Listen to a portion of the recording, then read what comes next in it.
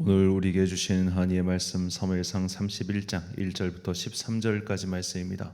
사무엘상 31장 1절부터 13절까지의 말씀 이제 봉독하겠습니다. 하나님의 말씀 경청하십시오. 블레셋 사람이 이스라엘의 싸움을 걸어왔다. 이스라엘 사람들은 블레셋 사람 앞에서 도망하다가 길보아 산에서 죽임을 당하여 쓰러졌다. 블레셋 사람들은 사울과 그의 아들들을 바싹 추격하여 사울의 아들 요나단과 아비나답과 말기수아를 죽였다. 사울이 싸움이 치열해지면서 전세가 사울에게 불리해졌다. 활을 쏘는 군인들이 사울을 알아보고 활을 쏘자 그가 화살을 맞고 중상을 입었다. 사울이 자기의 무기 담당 병사에게 명령하였다. 내 칼을 뽑아서 나를 찔러라. 저 할례 받지 못한 이방인들이 와서 나를 찌르고 능욕하지 못하도록 하여라. 그러나 그 무기 담당 병사는 너무 겁이 나서 찌르려고 하지 않았다. 그러자 사울은 자기의 칼을 뽑아서 그 위에 엎어졌다. 그 무기 담당 병사는 사울이 죽는 것을 보고 자기도 자기의 칼을 뽑아 그 위에 엎쳐져 사울과 함께 죽었다. 사울과 그의 세 아들과 사울의 무기 담당 병사가 이렇게 죽었다. 사울의 부하도 그날 다 함께 죽었다. 골짜기 건너편과 요단강 건너편에 살던 이스라엘 사람들은 이스라엘 군인들이 도망친 것과 사울과 그의 아들들이 죽은 것을 보고 살던 성읍들을 버리고 도망쳤다. 그래서 블레셋 사람들이 여러 성읍으로 들어와서 거기에서 살았다. 그 이튿날 블레셋 사람이 죽은 사람들의 옷을 벗기러 왔다가 사울과 그의 아들이 길보아 산에 쓰러져 있는 것을 발견하였다. 그들은 사울의 목을 자르고 그의 갑옷을 벗긴 다음에 블레셋 땅 사방으로 전령들을 보내어 자기들이 섬기는 우상들의 신전과 백성에게 승리의 소식을 전하였다. 그런 다음에 그들은 사울의 갑옷을 아스타롯 신전에 보관하고 사울의 주검은 벳산 성벽에 매달아 두었다. 길르앗 야베스의 주민들은 블레셋 사람들이 사울에게 한 일을 전해 들었다. 그래서 그들의 용사들이 모두 나서서 밤새도록 걸어 백산까지 가서 사울의 주검과 그의 아들들의 시체를 성벽에서 내려가지고 야베스로 돌아와 그 주검을 모두 거기에서 화장하고 그들의 뼈를 거두어다가 야베스에 있는 에셀나무 아래에 묻고 이레 동안 금식하였다. 아멘. 나만을 위한 삶의 결과란 제목으로 하나님의 말씀 선포하겠습니다. 중세 신학이 생각하고 있었던 죽음 이후의 세계를 너무나 잘 그려낸 소설이 단테 일리기아스의 신곡입니다. 신곡은 연옥편, 천국편, 지옥편으로 나뉘어져 있는데 그중 지옥편을 보면 이 자살한 사람들이 가는 지옥이 있습니다. 보통 이제 이걸 자살자의 숲이라고 부르는데요.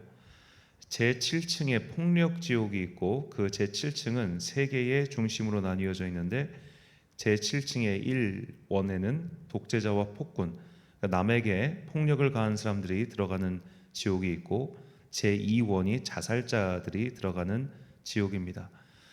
이곳에 자살한 사람들은 나무의 형상으로 변화돼 가지고 이 몸이 비틀려서 끊임없이 고통을 당하고 있습니다. 그리고 이제 새들이 와서 인면조라고 하는데 이 새가 와가지고 이 나무를 쪼아 먹어요. 그러니까 자신의 몸에 함부로 폭력을 가했기 때문에 이 지옥에서 자신의 몸에 가한 형벌을 다시 받아야 된다. 이것이 중세 사람들이 자살한 사람들이 받아야 될 벌이라고 생각했습니다. 성경 안에는 분명히 자살한 사람들에 대한 딱히 어떤 율법적 규정이 없습니다. 이 고대 사람들에게는 자살이라고 하는 것은 좀 상상하기 어려운 행위였기 때문이죠. 그래서 이것은 일종의 교회의 유권 해석인데 이 하나님께서 생명을 함부로 다루지 말라고 하셨는데 자기 자신의 생명을 함부로 다뤘기 때문에 그리고 모든 생명의 주인은 하나님이시기 때문에 하나님의 뜻을 거슬렀다 해서 이 자살하는 사람들에 대해서는 현재까지도 교회 안에서 윤리적으로 어떻게 보면 대우를 못 받는다고 해야 될까요? 그러니까 윤리적인 관점에서 봤을 때 자살이라든지 혹은 최근에 이제 많이 논쟁이 되고 있는 안락사 이런 것들은 교회가 여전히 반대하고 있는 겁니다. 그러니까 우리의 생명의 주인은 우리가 아니기 때문에 우리는 최선을 다해서 삶을 영위할 책임이 있다는 것이죠. 성경 안에서 이렇게 명확하게 이 사람은 자살했다라고 볼 수 있는 사람은 가룟 유다입니다. 그는 정말 명확하게 자살한 사람이죠. 그렇다면 오늘 본문의 주인공인 사울 왕은 과연 자살을 한 것인가? 자, 본문 4절과 5절 말씀입니다. 그가 무기를 든 자에게 이르되 내 칼을 빼어 그것으로 나를 찌르라. 할례 받지 않은 자들이 와서 나를 찌르고 모욕할까 두려워하노라 하나 무기를 든 자가 심히 두려워하여 감히 행하지 아니하는지라. 이에 사울이 자기의 칼을 뽑아서 그 위에 엎드러지매 무기를 든 자가 사울이 죽음을 보고 자기도 칼 위에 엎드려져 그와 함께 죽으니라. 아멘. 자, 이 전쟁의 상황으로 볼 때 사울 왕의 죽음을 오늘날의 관점에서 자살로 분류하기는 어렵지 않을까라고 저는 생각합니다. 자, 왜냐하면 이 근대 전까지 정확하게는 1931년 이 세계가 제네바 협약이라는 걸 맺어가지고 이 적군 포로에 대한 법률이 어떻게 보면 적군 포로에 대한 상호 간의 합의가 생기기 전까지 적군에게 포로로 잡힌다고 하는 것은 죽음보다 더한 고문을 받고 그럴 이제 위협이 분명히 있었죠. 특히 이제 적군의 지휘관이나 정보를 알고 있는 주요 인사들 같은 경우는 차라리 적의 손에 잡혀서 고문을 당하느니 내가 스스로 목숨을 끊겠다. 이것이 이제 어떻게 보면 아주 고대부터 이제 근대까지 전쟁에 대한 어떻게 보면 각오였단 말이죠. 그러니까 이런 관점에서 사울을 자살로 분류하기는 조금 어렵지 않을까 싶습니다. 그러니까 단테 같은 사람도 이제 그가 이 지옥에 들어가 있는 사람들의 면면을 본인이 상상을 해서 썼겠죠. 쓸 때 보면 이 로마 시대의 정치인들 중에 자신의 명예를 지키기 위해 혹은 여러 가지 의혹이 발생했을 때 내가 억울하다 해서 자신의 명예를 지키고 의혹을 해소하기 위해 스스로 죽음을 택하는 사람들이 왕왕 있었습니다. 그 중에는 대가토라고 불리는 유명한 정치인도 있었는데 이 단테는 이 가토를 이런 자살자를 위한 그 자살자의 숲에 넣지 않고 연옥의 입구에 위치시켰어요. 그러니까 그는 명예로운 죽음, 그러니까 자신의 명예를 위해서 이렇게 선택한 그 고대의 윤리 관점에서 그런 선택을 한 사람이지 이렇게 신학적 관점에서 자살로 분류할 수 없다라고 그 나름대로 윤리적인 판단을 내린 것이죠. 사울 왕 또한 그렇게 막 오늘날 우리가 생각하는 그런 자살자로 분류하기는 좀 어렵겠습니다. 자, 우리가 이 사울 왕의 죽음을 자살로 규정하느냐 마느냐 사실 이 논의보다는 그의 마지막 모습이 참 비참했구나. 우리가 이 부분에 조금 더 주목해야겠죠. 본문 9절과 10절 말씀입니다. 사울의 머리를 베고 그의 갑옷을 벗기고 자기들의 신당과 백성에게 알리기 위하여 그것을 블레셋 사람들의 땅 사방에 보내고 그의 갑옷은 아스타롯의 집에 두고 그의 시체는 볕산 성벽에 못 박음해. 자, 머리는 잘렸고 그리고 몸뚱이는 성벽에 걸려서 많은 이들의 조롱거리가 되었습니다.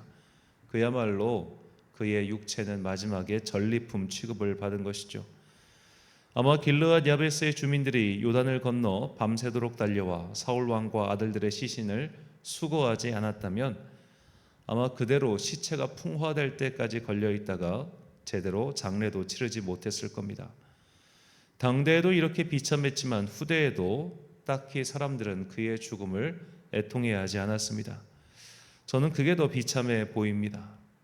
자, 사울 왕, 우리가 사무엘상을 이렇게 함께한 지 한 달이 조금 넘었는데요.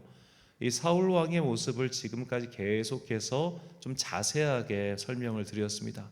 그 이유는 사울 왕은 어쩌면 하나님을 믿지 않는 세상 사람이 열심히 사는 모습의 전형 같은 인물이기 때문이에요. 하나님을 믿지는 않아요. 그런데 세상을 참 열심히 살아요. 우리는 하나님을 믿지 않지만 세상을 열심히 사는 사람들 보면 이런 생각을 합니다. 아유, 저 사람이 예수 믿으면 참 좋을 텐데 라고 말이죠. 그러니까 열심히 최선을 다해 사는 사람은 주변 사람들에게 약간은 존경을 받기도 한다는 거예요. 사울 왕이 정말 100% 마냥 악인이었는가 하면 그렇지만도 않습니다. 오늘 본문의 길르앗 야베스 사람들은 사울에게 받은 은혜가 있기 때문에 그의 시신이나마 구하러 오잖아요. 또한 사울이 아말렉을 치러 갈 때 이 함께 살고 있었던 겐족속, 그 겐족속이 역사적으로 이제 모세의 장인 이드로의 족속이었고 그들이 이제 광야 생활에 도움을 줬었기 때문에 그 광야 생활의 은혜를 기억하고 겐족속에게 야 우리가 지금 아말렉 치려고 하니까 빨리 떠나, 이런 식으로 사울 왕도 좋은 일을 해요. 백성들의 입장에서 과도한 세금을 부과한 적도 없고 과도한 노역을 시킨 적도 없고 그리고 많은 처첩을 거느린 적도 없고 자신만을 위한 궁을 세운 적도 없고 그리고 나이가 들어서까지 열심히 전선에 나가서 싸운 왕, 그 정도면 꽤 훌륭한 지도자 아닙니까? 더구나 백성의 눈치도 많이 보고 말이죠. 오늘날로 치면 여론의 향방에 굉장히 민감한 그런 사람 말입니다. 독불 장군도 아니고 말이죠. 그러니까 이렇게 세상 사람의 관점에서 볼 때 사울은 꽤 괜찮은 사람이에요. 그러나 하나님을 믿는 성도의 관점에서 볼 때 사울은 정말로 자기 자신만을 위해 열심히 살다가 간 사람이라는 겁니다. 그는 하나님의 존재는 믿었습니다. 그러나 하나님의 뜻에 따라 살아갈 마음은 먹지 않았습니다. 그에게 하나님이란 정치적으로 이용하기 좋은 도구였을 뿐 그 이상이 아니었죠. 심지어 그는 하나님의 능력을 체험한 적도 있었지만 그래도 주님을 믿는 사람은 아니었다는 뜻입니다. 하나님의 존재를 믿는 것과 하나님의 말씀을 따르는 성도가 되는 것은 완전히 다른 얘기입니다. 사울 왕은 명예를 지키기 위해 승산이 적은 싸움에 임했고 또 명예를 지키기 위해 마지막 포로가 되는 것보다 스스로 죽음을 택했습니다. 사울 왕은 믿음 없는 사람이 어떻게 살다가 어떻게 죽는지를 보여주는 전형적인 사례죠.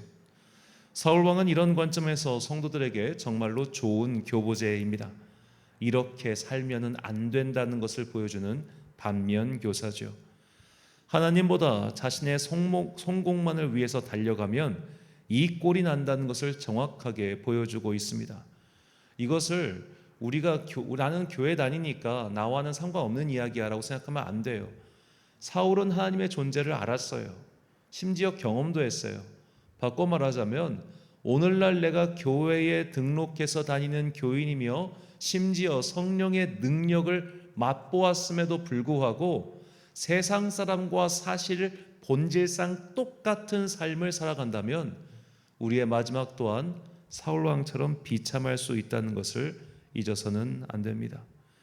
우리가 사울왕의 모습을 처음부터 끝까지 꼼꼼히 묵상하며 이것을 우리의 반면교사로 삼아야 되는 이유가 여기에 있습니다. 사울왕과 이름이 같았지만 그 마지막은 완전히 다른 한 사람이 있죠. 바로 사도 바울입니다. 그가 바울로 불리기 전 이름이 사울이었습니다. 바울은 자신의 마지막이 다가옴을 알고 이렇게 유언 같은 말을 남기죠. 디모데후서 4장 6절부터 8절까지 말씀입니다. 전제와 같이 내가 벌써 부어지고 나의 떠날 시각이 가까웠도다. 나는 선한 싸움을 싸우고 나의 달려갈 길을 마치고 믿음을 지켰으니 이제 후로는 나를 위하여 의의 면류관이 예비되었으므로 주 곧 의로우신 재판장이 그날에 내게 주실 것이며 내게만 아니라 주의 나타나심을 사모하는 모든 자에게도니라. 아멘. 사랑하는 천안광성교회 성도 여러분, 그리고 이 새벽을 함께 깨우고 계신 귀한 주님의 자녀 여러분, 자신만을 위해 산 사람의 최후는 오히려 빈곤하고 비참합니다. 그러나 하나님 나라를 위하여 모든 것을 바친 사람의 마지막은 함께한 사람들뿐만 아니라 그 다음에까지 아름다운 귀감이 된다는 것을 잊지 마십시오. 우리는 사울 왕의 생애를 통해서 세상 사람들의 삶과 성도의 삶을 구분해야 합니다. 우리는 도덕적이고 윤리적으로 칭찬받기 위해 사는 사람들이 아닙니다.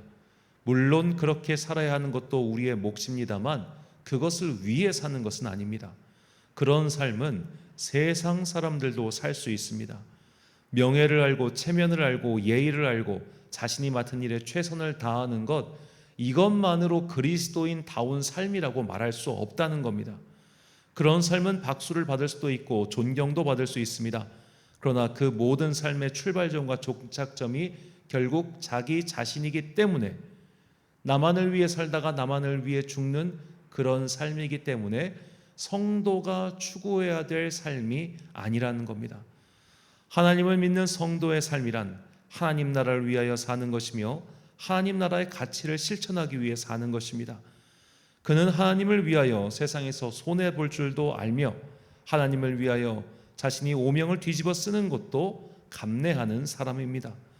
하나님께서 알아주시니 세상은 나를 몰라도 상관없다라고 당당하게 말할 수 있는 사람입니다. 꼭 기억하십시오. 우리는 다른 이의 칭찬을 듣기 위해 사는 것이 아닙니다. 다른 이란 세상 사람들뿐만 아니라 같은 믿음의 길을 걷고 있는 성도들도 포함되어 있습니다. 간혹 어떤 분들 중에 교회에서 칭찬받으려고 억지로 자신을 꾸미고 사는 사람들도 있습니다.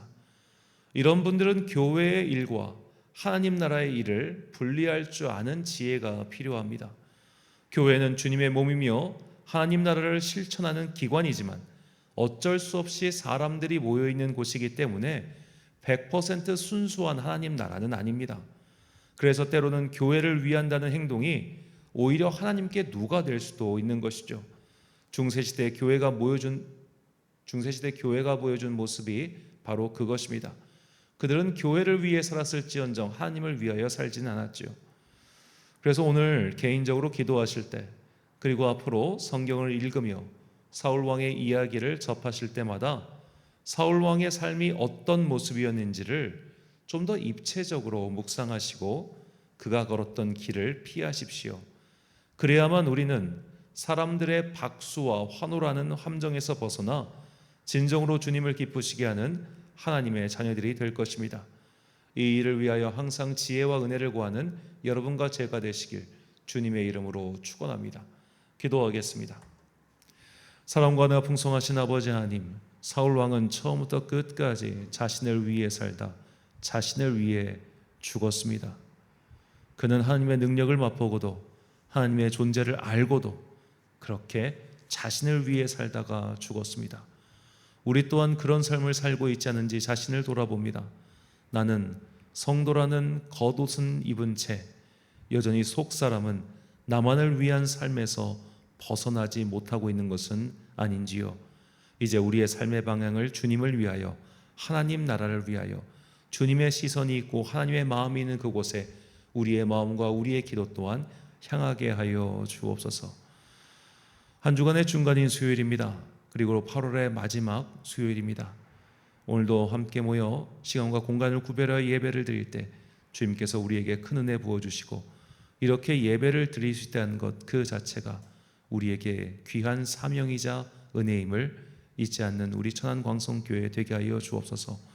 오늘 하루도 참 좋으신 우리 주님의 은총과 평강이 모든 성도들과 함께 하시길 간절히 소망하오며 이 모든 말씀 우리 구주 예수 그리스도의 이름으로 기도드립니다. 아멘. 오늘의 기도 제목입니다. 사울 왕의 처음부터 마지막까지 삶을 묵상해 보십시오. 나의 어떤 모습이 그와 닮았습니까? 내가 이대로 가다간 사울 왕 같은 마지막을 맞이할 수도 있음을 잊지 마십시오. 오늘 주신 기도의 제목 가지고 기도와 묵상에 힘쓰는 하루 되시길 바랍니다. 기도하겠습니다.